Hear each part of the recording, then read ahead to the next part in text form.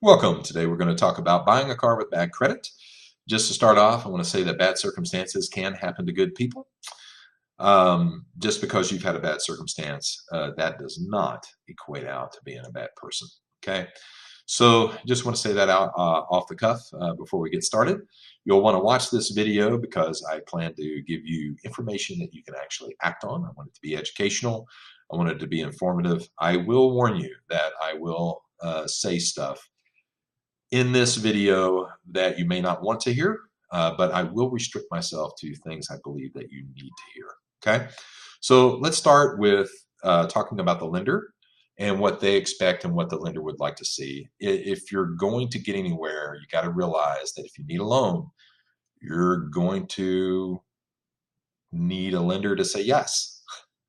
I mean, that's kind of obvious. Okay, but in order to get them to say yes, where they say, well, we'll do something with certain stipulations as long as the stipulations are met, in order to get that to that initial yes or that pre-approval or conditional approval or however you want to think about it, because when the lender states that, they're gonna provide that usually, and they have stipulations that if you meet those stipulations, then you're lined up to get an auto loan for them. Okay, so it's a yes, but all the stipulations have to be met and they have to bear out in order for that to become actualized. Okay, so that's the kind of yes that we're talking about, is getting that initial yes from the lender in order so that you have something to work with. Okay, with that being said, why should the lender lend you the money? Okay, think about it from their position. They need to be in the least amount of risky situation for what they're doing with their loan. Okay, so do you have steady and reliable income, or are you working for a temp agency? Keyword temporary. Okay, are you working for a regular employer, meaning that it's steady and reliable income from the lender's perspective? Okay, are you settled and established at your address, or are you living in your mom's couch? Do you have a gas and utility bill in your name? Is there something tying you to that address? So if you left tomorrow, there would be repercussions. Okay. Do you have cash in hand to bring to the table in reference to this deal, demonstrating your willingness to pay? Or are you asking the lender to front all 100% of everything? Okay. That's going to relate to risk. Okay. Were you honest when you fill out your application, or did you grossly overstate your income, or completely inaccurately state the time that you were at your address or the time at your employer? That's going to weigh heavily about whether or not you'll be able to get a auto loan, okay, from a lender, to get a conventional lender to say yes. Okay. Talk a minute about selection, affordability, and down payment. Selection, we got you covered. We normally carry over 400 vehicles, anywhere from over $60,000 all the way down to under $10,000, okay, as a normal practice. So, we got this broad spectrum of vehicles. It doesn't mean that every vehicle is going to fit for every unique situation, okay? So selection is not really a concern. We've got you covered, okay? Let's move on to affordability, okay? It's not just affordability from your perspective, but it's affordability from the lender's perspective of what they want to see.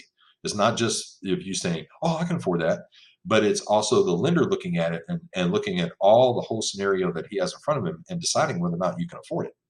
Okay. Because the lender needs to be convinced about whether or not it's affordable. Okay. Not just your spouse or significant other or somebody else that's going on alone. Okay. You need to convince the lender. Okay. I'm going to give you some generalities just to kind of bring this home. Let's say, for example, that you have an income of $2,000 to $3,000 per month. Okay. I'm going to suggest to you that you look at a vehicle under $15,000. Okay. Number one. Number two. Okay. I'm going to suggest to you that the lender is going to want to see a vehicle that's newer, maybe like a 2013 or newer. They're going to want to see something with reasonable miles, something probably under 60,000 miles. The reason why they have a problem with high mileage vehicles is that, a person says, oh, great, just get something under $15,000. So they go find their dream vehicle that's just happens to be, 8 to 10 years old and now has $150,000. But because they got stuck in their mind the term BMW or Denali or a particular equipment like sunroof and moonroof and leather and all this other stuff in their dream vehicle, because they got so stuck in that, to get that dream vehicle into that price point, they went way old and high miles. Okay. Well, you just essentially created a no. And here's why. You've now got something with super high miles. The money, instead of being able to be into a longer, more generous term, like 60 months or something of that nature, is now squashed into a very short term, maybe like 24 months or whatever. Because you take that same amount of money and you shorten up the term so much, the payment balloons into this monstrous payment that's totally unaffordable. Now you drive a vehicle, and what happens if it breaks down? It has some massive repair because it has all this miles on it, right?